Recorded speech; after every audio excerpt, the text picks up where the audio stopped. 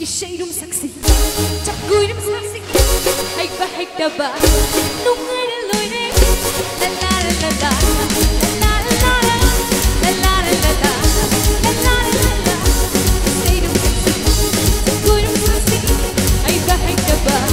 Nung ay naloy na La la la la La la la la La la la la la